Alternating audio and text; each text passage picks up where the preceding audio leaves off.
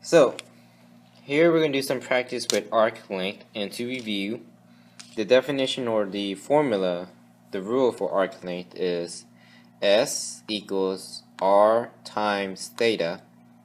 So arc length S equals to the radius times the central angle, where the central angle theta is in radians.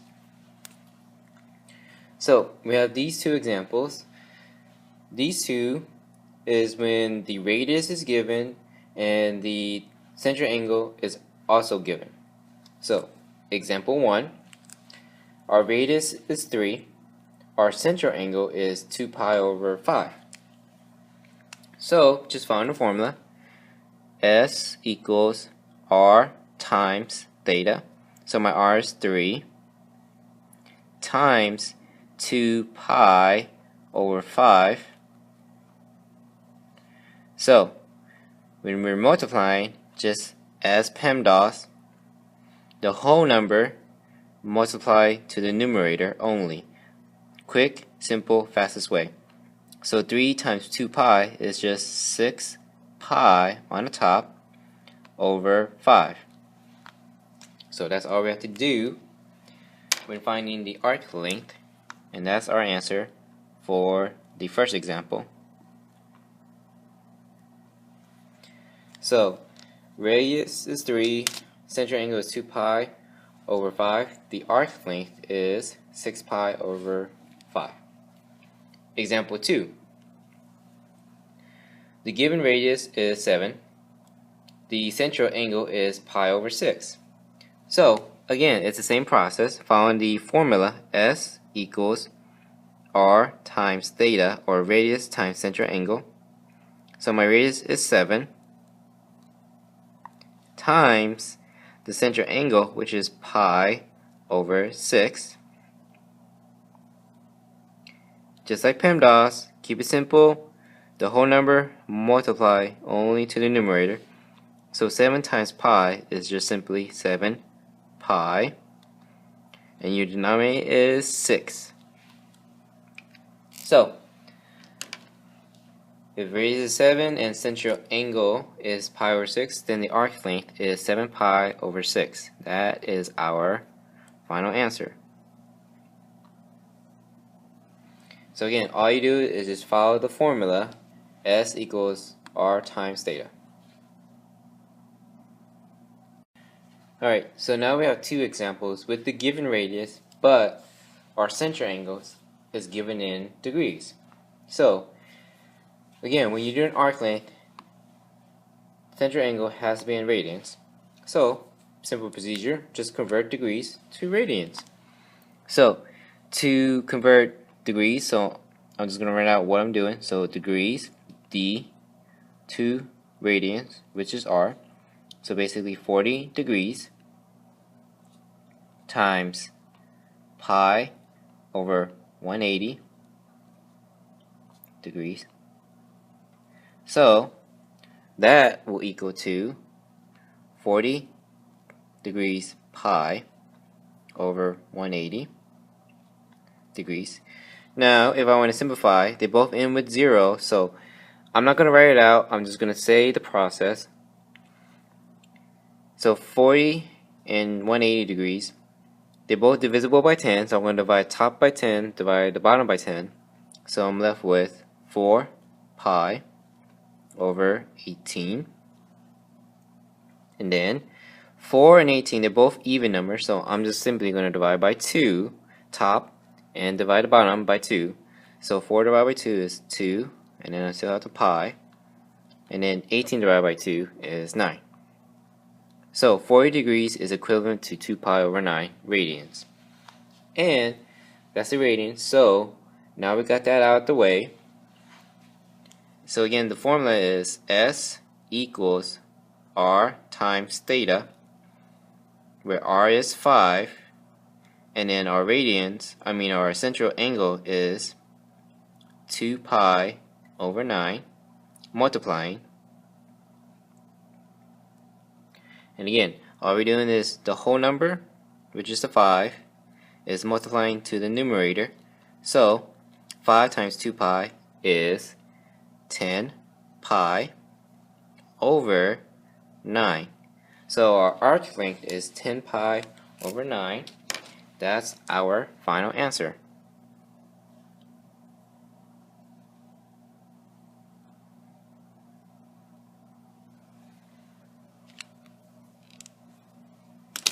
Alright, now example 4. We're still given in degrees, but we have a negative degrees. So, when it comes to positive and negative degree, positive degrees on a unit circle on a graph, it rotates counterclockwise. Now, if it's a negative degree, it rotates clockwise, so it goes in the opposite direction. Now, just because it's negative, the angle, the change, the rotation is still the same. So if I were saying I'm adding 5 units, that means I'm taking 5 steps to the right. If I'm decreasing 5 units, that means I'm taking 5 steps to the left.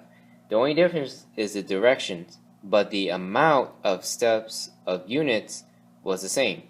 So adding 5 units, meaning 5 units to the right.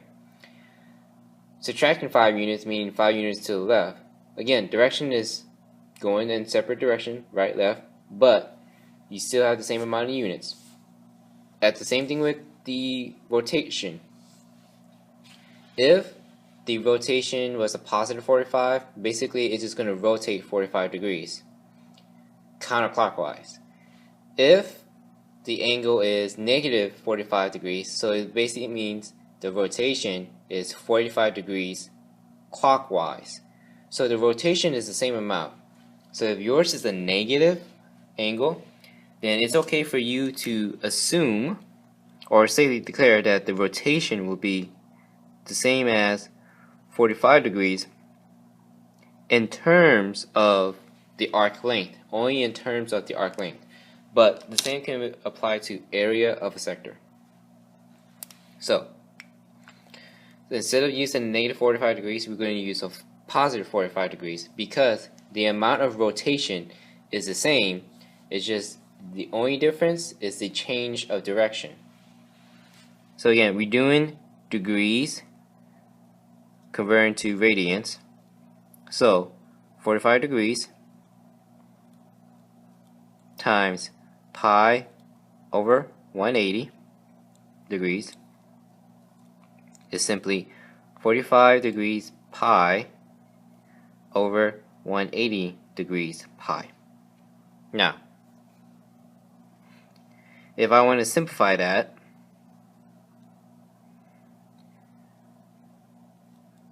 now, if I'm not a fan of big numbers, what I could do is I simplify by 5 because 45 is divisible by 5. 180 is also divisible by 5 because it ends in 0. So I'm going to divide the top by 5 degrees and the bottom by 5 degrees. So 45 degrees divided by 5 degrees is just 9. And then pi on the top. And then 180 degrees divided by 5. Well, doing this in my head, this is going to be 36 degrees. Well, no, it's just 36.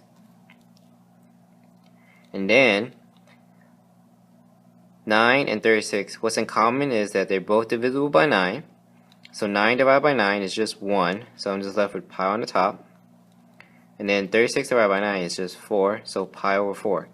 So what's equivalent to 45 degrees is pi over 4. But again, that's only if it's the rotation of it. If we were sticking with negative 45 degrees, it's going to be different. It's going to be a different rotation. So our angle, or our center angle, is pi over 4. Now we're just going to follow the formula, which is S equals R times theta. So our radius is 2, and our center angle is pi over 4. And then when we multiply, again, the whole number is owing to the numerator. So it's going to be 2 pi over 4. Now, here we have to check, is there something common between 2 and 4? Yes, there is. We can simplify it by a factor of 2, divide top by 2, divide bottom by 2, so we're left with pi over 2. So, the arc length for when radius is 2, center angle is negative 45 degrees, or what's the equivalent of the rotation, 45 degrees, is pi over 2.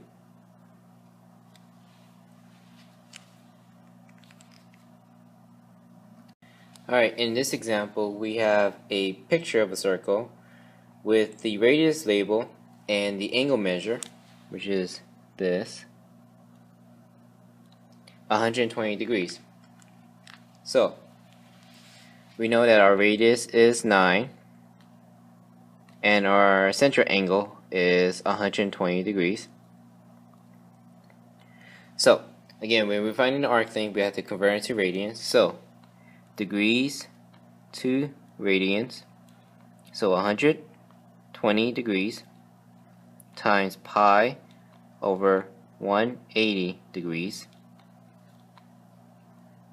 So it's going to be, again, whole number times the numerator, so 120 degrees pi over 180 degrees. Now, what's equivalent is that between 120 degrees and 180 degrees, that they both divisible by 6, but since they're n and 0, I could divide top and bottom by 60. So if I divide 120 degrees by 60 degrees, then it's going to be 2 with the pi. And then 180 degrees divided by 60 degrees is just be 3 on the bottom. So my center angle is 2 pi over 3. Now, finding the arc length, S equals R times angle theta. So, my radius is 9, and my center angle is 2 pi over 3, and I'm multiplying. Whole number times a fraction is just simply whole number times the numerator. So 9 times 2 pi is 18 pi over 3. And then look at the numbers. Sure, I can do 18 divided by 3, which is 6. 18 pi divided by 3 is just 6 pi. So that's a 6.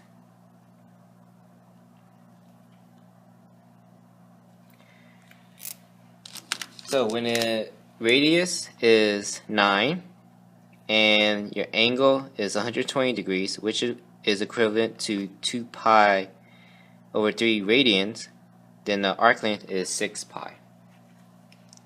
So that's all you have to do if you were given a picture of the circle with the radius label and the center angle label.